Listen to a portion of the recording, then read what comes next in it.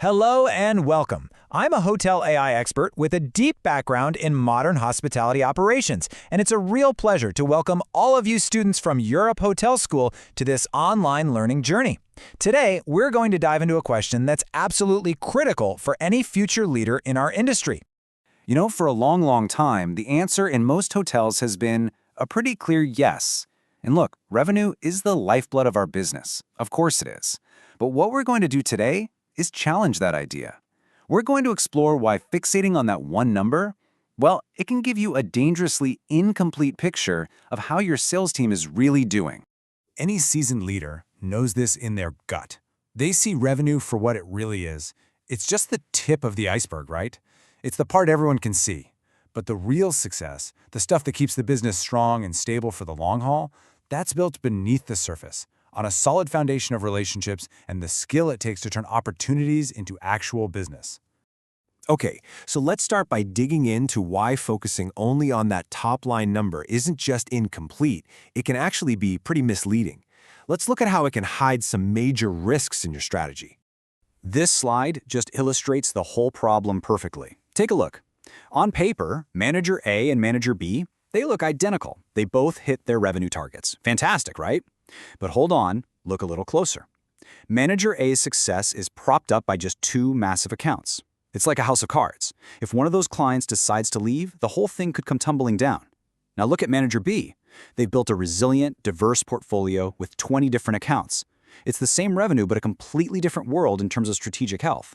A difference the bottom line just doesn't show you. So if revenue alone isn't cutting it, what should we be looking at? This is where we need to get a lot smarter.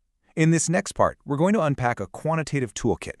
We're talking about the numbers behind the numbers that give you a much clearer, much more strategic view of what's really going on. First up, conversion rates. This metric answers a really simple but powerful question. How effective are you, really? It tells you if your proposals are actually persuasive, if what your hotel offers is truly what the market is looking for. A high conversion rate means you're not just busy, you're effective. There's a big difference. Next, let's talk about account growth. Are your client partnerships actually growing, or are they just sitting there? When you see an existing client book more room nights or start using new services, that's a huge signal of growing trust. It shows that the relationship is getting deeper, not just being maintained. And of course, there's client retention. In today's hyper-competitive market, just keeping your clients is a massive win. Strong retention gives you stability and a predictable base of demand, which is just invaluable when you're trying to forecast and plan operations. This is truly the bedrock of a healthy portfolio. So, when you bring all of these powerful metrics together, your conversion rates, your account growth, and your client retention, you suddenly go from a simple, flat snapshot to a full-on performance dashboard. You start to see the whole story, not just the last page. Now, this is a really powerful toolkit. But even with all of this data, there's still something missing, something absolutely crucial that numbers, on their own, can never fully capture, especially in an industry like ours that is built from the ground up on human connection. Any ideas what that might be? Well, the answer, of course, is the human element. So in this next section, we're going to move beyond the spreadsheet and explore the qualitative side of success, the art of relationship management that really is, and always will be, the heart and soul of hospitality. The truth is, the strongest, most resilient client partnerships, they're built on trust, on clear communication, and on a genuine emotional connection. These aren't just transactions in a database. They are living, breathing relationships. And to really understand how healthy they are, we need a different way of measuring. Client satisfaction is the most direct way we can measure this. But this isn't just about getting a high score on a survey. It's about really listening. In fact, you know what a great sign is? Detailed feedback, even when it's critical. It shows your client is invested enough in the partnership that they want to help you make it even better. And that brings us to the next level, partnership depth. You have to ask yourself, are you just a supplier to your client, or are you a genuine partner? When a client starts including you in their early stage planning for an event or wants to collaborate on a marketing campaign with you, that's when you know the relationship has become something far more stable and far more valuable. So here's the really crucial point. These qualitative signs, they're your early warning system. A little dip in communication or engagement from a client can actually predict a drop in their spending long before you ever see it in the revenue reports.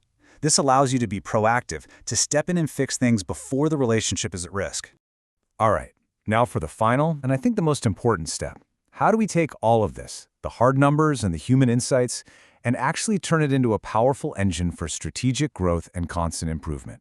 The key is to stop seeing measurement as some kind of final report card, and instead see it as the start of a cycle.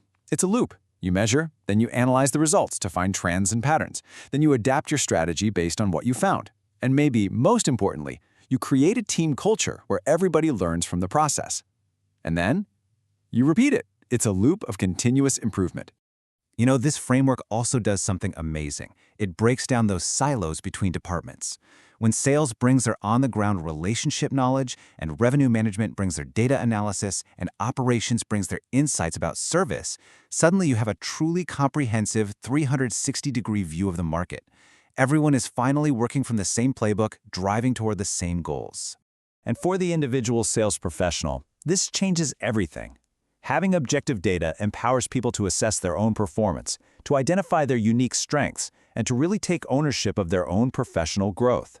It stops being just a tool for managers and becomes a resource for personal development. And ultimately, this is the big takeaway. The future of successful sales in our industry lies right here, at that intersection of data and humanity. The professionals who can master both sides of that coin, who can understand the numbers and the relationships behind them, those are the ones who are going to build deep, lasting, sustainable success. So, I'll leave you with this question to think about as you continue on your journey. In your own career, as a future hospitality leader, how are you going to find that perfect balance? How will you use the power of data to enhance, not replace, the essential human connections that make our industry so special? Thank you.